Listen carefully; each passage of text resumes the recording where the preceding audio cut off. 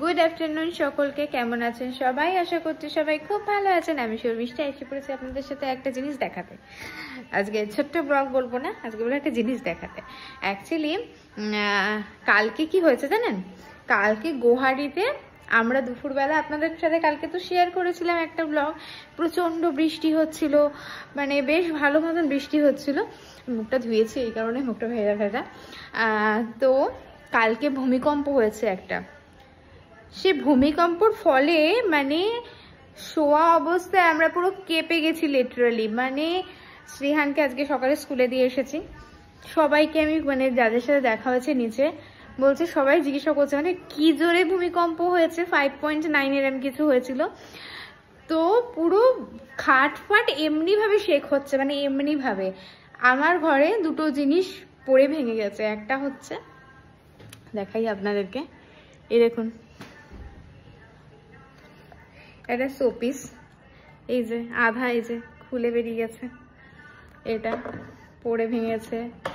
এটাও একটু ছোট ছোট মতন ইয়ে হয়ে গেছে, পড়ে গেছিল।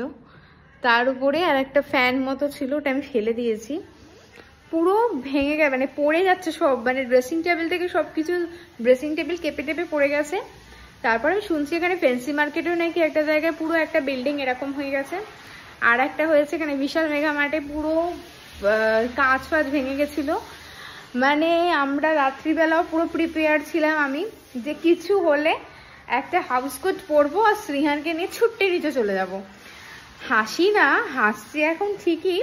কালকে খানিকক্ষণের জন্য এতটা ভয় পেয়েছিলাম, সুরজিৎ বাড়িতে না থাকলে যদি এরকম কিছু হয়, আমি আর আমার ছেলেকে নিয়ে, ওর মানে ইউথ তো কিছু বোঝে না এখনো পর্যন্ত, কিন্তু ওকে নিয়ে আমি মানে এটা ভেবে ভূমিকম্পর এটা। আর এখানে যখন গুয়াহাটিতে যখন থেকে এসেছি মোটামুটি 1 বছরও হয়নি, এতবার ভূমিকম্প হয়েছে, এতবার হয়েছে, 6-7 বার তো হয়ে গেছে। আর পুরো ফিল করতে পারি।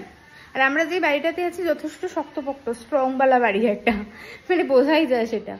কিন্তু এইরকম ভাবে খাট ফাট যদি আপনি প্রচণ্ড ঘুমের মধ্যে থাকেন আর এমনিভাবে যদি সবটা নড়ে, তাহলে বলুন তো, দরজা জানলা মানে আমার না ছিটকিনিগুলো সব জানলার দেওয়া ছিল, সব খুলে গেছে এরকম, মানে দমদম দমদম করে আওয়াজ হচ্ছে।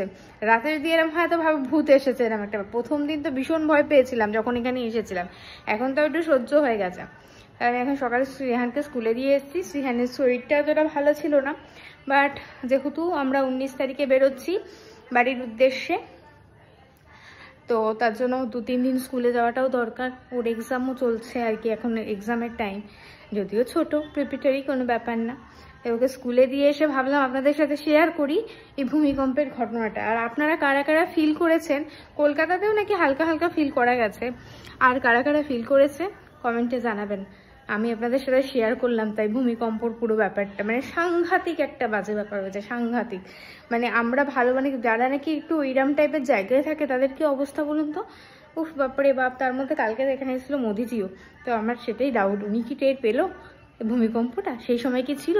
ঠিক 4টে কততে এরম টাইমে হয়েছিল, বড়টা 4-5 বার হয়েছে কালকে, কিন্তু সব থেকে বেশি খতরনাক যেটা হয়েছে সেটা 4টে কততে, মানে পুরো খতরনাক লেভেলের হয়েছে। রাস্তা চারিদিকে দেখছি, মানে আমি তো আমার পাশের একটা বাড়ি থেকে দেখছি একজন ঠাকুর নমো করছে এরকম ভাবে ছাদের মধ্যে উঠে। মানে কি করবে মানুষের, মানে এরম লেভেলের যদি হয় কি সাংঘাতিক ইকুয়েশন। রাত্রিবেলা যদি এরম হয়, ছুটে পালাতে পালাতে তারা খুলতে খুলতেই তো যা হওয়ার হয়ে যাবে এরম ব্যাপার আর কি। তো যাই হোক, একটু আতঙ্ক ব্যাপারটা কিন্তু বেশ মানে ভয়ের ব্যাপার এটা। কারা কারা ভূমিকম্প টের পেয়েছেন কমেন্টে জানাবেন।